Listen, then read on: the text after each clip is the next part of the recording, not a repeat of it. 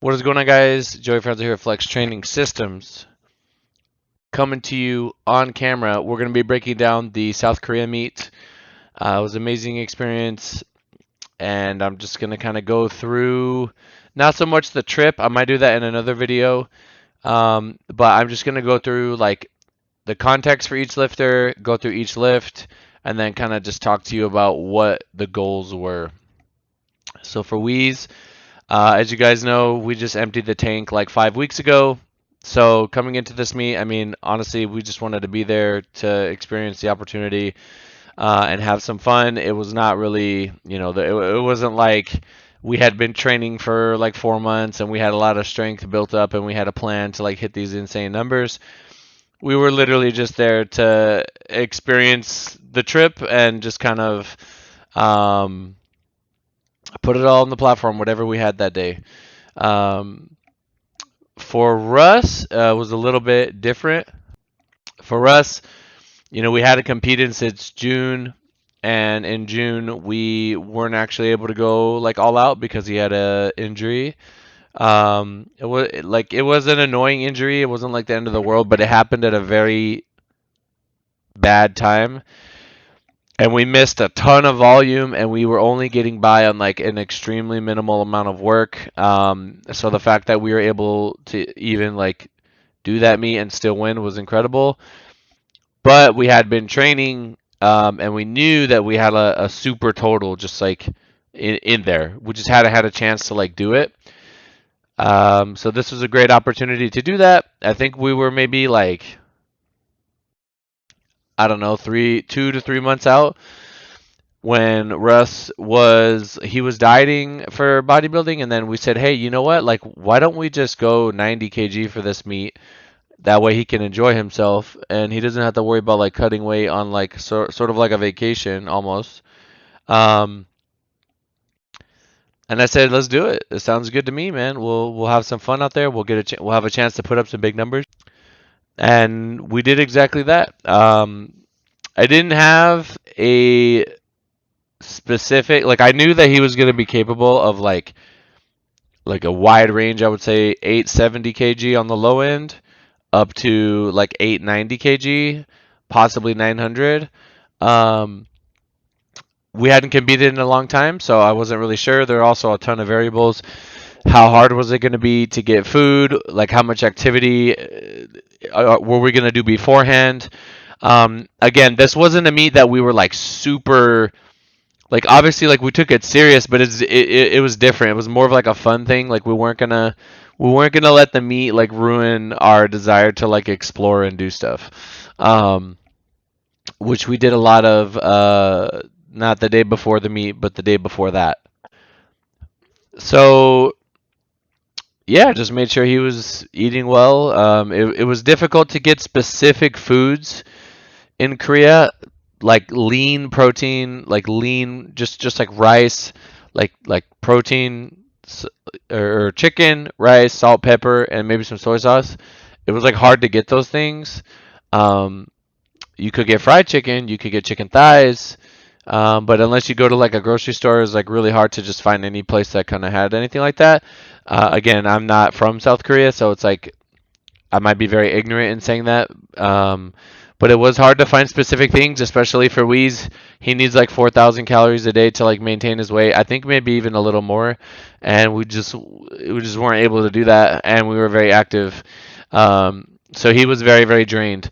But I'm gonna go through Wheeze's lifts first, I believe. I had my boy Ben put this together, and Duhan also collaborated with him on getting him the videos. So shout out to those guys. And by the way, guys, it's like 10 o'clock at night, so I'm a little bit drained, but we're going to go through this. Nice and easy. Squat opener, as you guys can see, 683.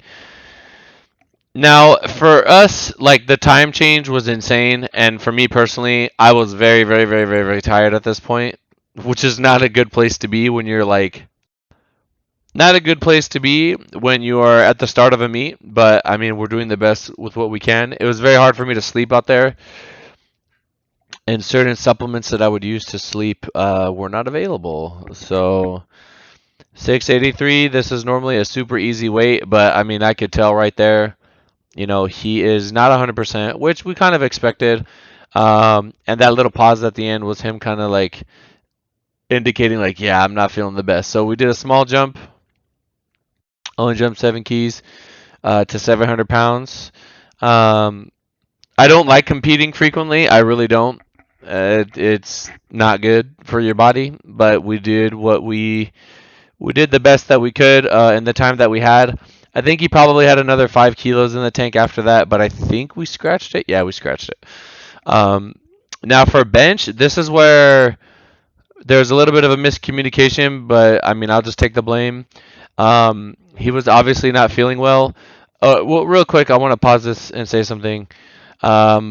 His training, the 5 weeks coming into the meet was great, but the amount of weight that we had lost and the travel and him having to sit in an economy seat for 14 hours and just not eating good food. He didn't. I don't even think he ate during that time. It's just not good. It's just not ideal. Like I said, it was very difficult for us. If this was a meet where our lives depended on it, and it was like competing for number one or something, then I probably would have spent the whole first day of us getting there. I would have asked one of my friends out there to just drive me around and like go to a grocery store, buy exactly what I need. Spend whatever it costs, whatever we need to just make sure he has enough calories. And I would tell him, don't explore the city, don't do anything, just chill in the room, don't move, relax. No meet and greet, no nothing, just powerlifting mode, like super serious. But again, that wasn't the goal. I just wanted him to come out here, compete, and um, experience this amazing opportunity overseas. So the reason why I said I messed up is because I want you guys to look at this bench, and I will explain my thought process as to why I did the jump that I took. So off of that, I think we did a 7 kilo jump. Right now, it doesn't look too bad. Right, it doesn't look too bad. It look okay. Yeah, I could probably do that. I mean, I'll let it play out. And the reason why I chose 7 kilos is because actually, let me just make sure. I'm pretty sure. I'm pretty sure that was exactly that. Let's go back to the opener. Sorry, I just want to make sure I have my numbers right. But the reason why I took this jump is because I believe we jumped 10 kilos and 2 kilos with the same opener, so 190 and then 192. And last meet, I wanted to go 7 and 5, but he felt really confident with 10, and I'm not going to fight the lifter. If they're going to call their number, then I'm going to put it in. I mean, within reason, right? If it's like that close, I'm gonna go with what they're saying, right? So he takes his bench opener, and my reasoning for jumping 7 was we jumped 10 last meet, we got it, and then we went another 2 and got that. So I thought, I remember thinking in that moment, if we jump 7, comparing to last meet, he should have that. It's gonna be tough. But truthfully, looking back, I should have gone 5 and then 2. But even after the 5, like given how things played out, there would not have been a third attempt because we were just so light. Like we just weighed in so light. We lost too much weight. There was too much energy expenditure, not enough nutrients. Like I can make a million excuses, but the bottom line is like we showed up, uh, and I should have anticipated that he was going to be a little weaker despite the information. Like I was like, okay, he's going to probably lose 5 kilos off his bench. It was a little more than that. It was 7. Again, we emptied the tank 2 weeks ago, competing at home, traveling overseas, blah blah blah. I know it sounds like I'm making a lot of excuses, but nothing is on the line. This literally was a meet for fun, and you got to be aware of those things because they are all variables that matter. Now, yeah, so he didn't wear a belt here. And then I remember telling him, I said, you know what? Or actually, I don't know if he suggested it, but point is, he put a belt on because we wanted to try to save the back. It didn't really help, and I kind of regret having him take this again because it just zapped him. Although I don't really think it would have made a difference because of how zapped we were anyway. What did annoy me a little bit about this is like I know the spotters are new, but just watch the spotters. Like I'm literally waving my hand, like take it, and like look how long they wait. He's like no, no, no, no, and they just like let him go all the way down, and uh, like no hard feelings spotters, but like you got to take that sooner. Like as soon as the lifter tells you like I'm done, like just get it out, because he could have got hurt there. Um, the way that he benches, there's not. I mean, he doesn't really complain about his pecs, so I don't think he would have pulled the pec or anything. But you never know. So that was a really solid opener, but it did not move like his speed, right? Like that's not a speed that. I mean, that's like a fatigued speed, right? That's like a very very beat speed. I don't know what happened to a second attempt there. I think it got missed. Yeah, I got missed. So no worries. I remember he took his second attempt. He said at the very most, like we're gonna jump 10, and then we ended up jumping 7 kilos. This was a beautiful 755, though I must say, compared to like all the technical things that we've had to overcome in the past. And I was very very happy with this. You know, no up and down, really smooth lockout. Everything was great. Everything was great about it. There we go. Give me the smoke. Look at all that smoke. So again, no worries, Wheeze. Hey, I'll take the blame for the bench. I appreciate like we were just happy. Again, we were just happy to be there, right? We were just happy to be there. So I'm just explaining like his meet in case anybody's like, damn, he lifted. You know, it looks like he regressed in 5 weeks, and I'm like, you should regress if you compete. Like it just depends, right? And I asked him. I said, you know, like what is your priority? Like, do we want to blow up corrupted or do we want to blow up Korea? If we want to blow up Korea, then I would have used corrupted as like a warm up. But I don't regret what we did at all, and I'm happy that we sent it at corrupted. He's still very light, and he needs to gain weight. And I think if we do that, he's just going to be a completely different lifter. All right, so getting into Russ. Anyway, yeah, getting into Russ. 700 pounds opener. We did get red lights for depth, which I mean, I was mentioning it in the back, and I was saying like your singlet is like bunching up a lot, and it doesn't look like the cleanest. Um, and it's just it was something that I had to be aware of. You know, and sometimes you got to kind of see what you're dealing with, judging wise. So we get reds on depth for that one, and I just tell him like pull this down, pull these down, right? That will get rid of the crease in your hips. And then instead of taking a big jump like I wanted to, I took a smaller jump of 10 kilos because I don't know what he's experiencing. He might be really fighting to hit depth, and we might have to, you know, like it might be hard, like if he goes another inch or two down. Um, so I just did a small jump so that we can move closer to our goal. That was nice and smooth. I mean, I don't know if we're gonna really be able to see depth, but I'll try. Right there, I think. I mean, his belt is completely submerged between his thighs. Okay, his hip crease is back here somewhere below this elbow. I mean, obviously it's not the best angle for us, but that was great. So he ends up getting the whites there, and I say, okay, now I'm going to take a bigger jump. So I believe I jumped 10 kilos and 12 after.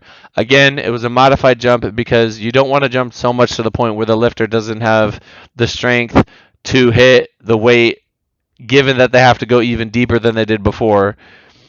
Again, you're adapting to the judges. You don't know. Like you never know. You never know if you have to go outside of your comfort zone. So I wanted to be safe. We jumped 10 kilos. He blows that up. Um, Russ obviously was not really affected by the travel, although if we did compete at home, these numbers, I promise you, would be much higher. Um, let's just say me and him both had a bigger goal. This was a conservative number from me, but I believe in Russ, and Russ had a bigger number for himself in mind, and I was totally prepared to put that on the bar. But I told him, hey man, you got to hit depth, and if you take care of depth, then I can put whatever you want me to put on there. So let's go ahead and take a look at this 750.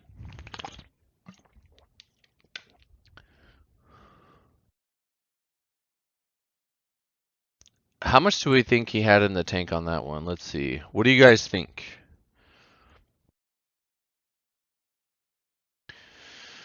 I think he had another 2.5.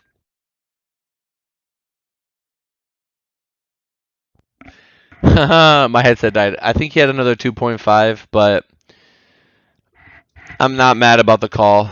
I'm actually very happy with the call, as you could see me in the background losing my mind. Um, Come on, give us the lights. Let's go. You guys already knew that we had it. Okay, so bench. Russ's bench has usually been a struggle, but today it was not a struggle at all. Bench is one of those lifts that it's very dependent on your body weight. It can get a lot of benefit from being heavier. So nice little 402 opener. Really standard. Not really any comments that I could make. Took a 7 kilo jump to 418. Yeah, 7 kilo jump to 418. And I mean, you guys could take a look, but feels like he was getting better. He was definitely getting better as he went. Um, I like that the judging was pretty strict at this meet. Very good there. Let's see that again. Yeah, I jumped 5 kilos. I don't really regret making that jump, like watching it. But again, he just kind of got better as he went. Like, I remember seeing this move in the meet, and I was like, what the heck? Probably had 440. Yeah, so I think 435 for sure. For sure, for sure, for sure. 440 if we wanted to punch it. Again, this is new territory for us. He's lifting weights at a level that, I mean, we haven't touched ever. So, a little bit conservative with the numbers, but next meet, we'll kind of know what's there if we choose to do this weight class. There's no doubt in my mind that he can hit 2,000. Absolutely, absolutely no doubt in my mind. If we do like one or two more meets, like he's gonna do it. It's not a question to me. It's just like we could do whatever we want. Um, there are some things that we want to do at 83 first. Uh, Deadlift, you guys like to comment on his grip, but you got to understand that the gym that Russ trains at is very hot. It's very sweaty. It is like the worst conditions for grip. Um, he's doing great here. That was 738, I believe, and then 771. This is actually a very insane lift and a very insane weight for him to be lifting. And just thinking about our journey and how far we've come, it's just insane to me that this is an actual number that I put on the bar. I'm gonna let you guys listen.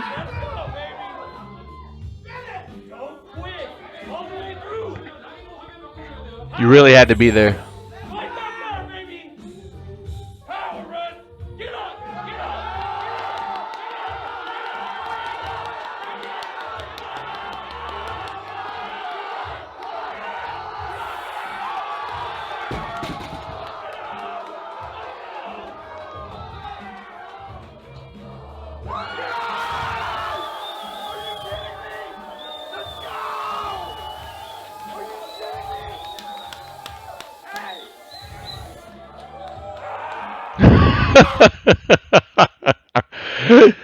Holy crap, guys.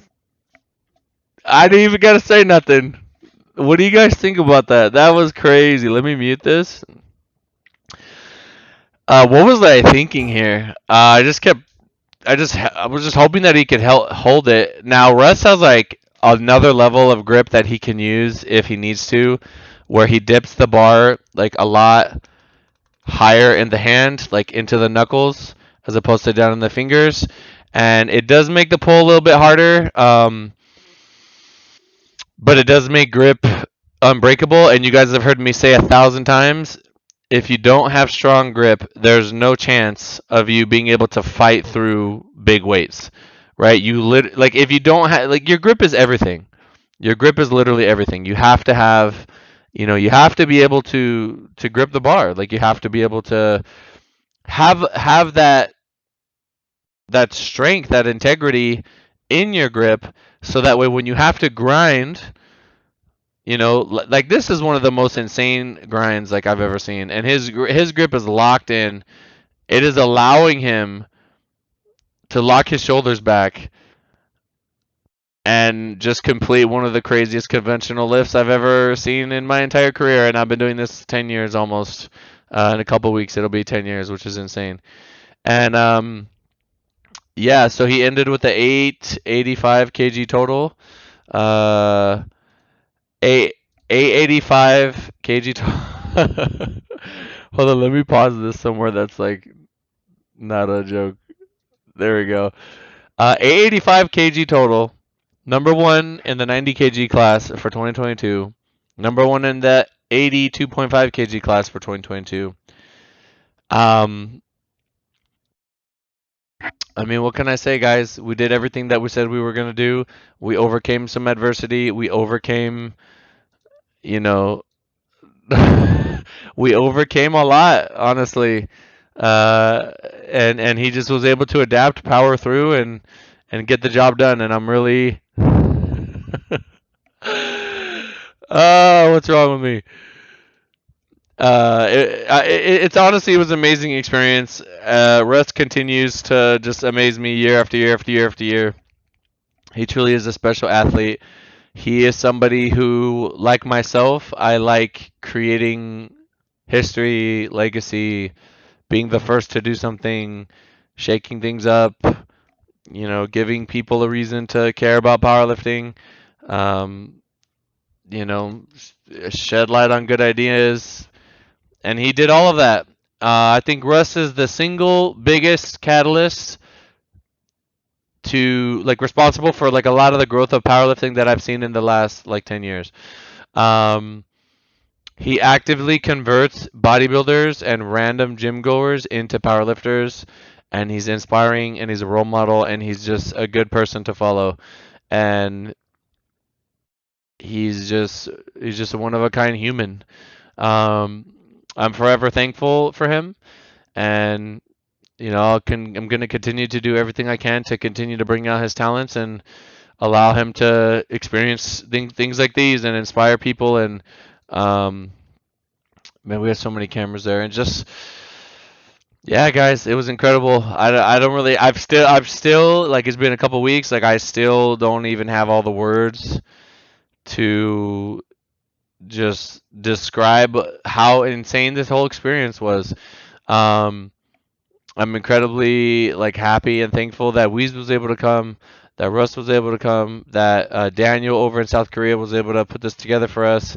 That we got to hang out with Keenan, we got to hang out with Julia. Shout out to Esther for helping me out the whole time. She was like just helping with everything pretty much. Made my life very easy, especially with translating, which obviously like I can't speak Korean. Um, it was super fun, guys. And if you guys ever get a chance to compete overseas, I highly recommend it.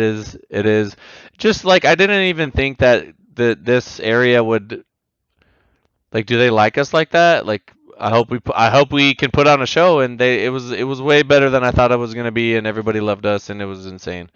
Um, but yeah, guys. I mean, what can I say? 2022 was a crazy year. A lot of stuff went on. Um, but I think it was all to set us up for an insane 2023.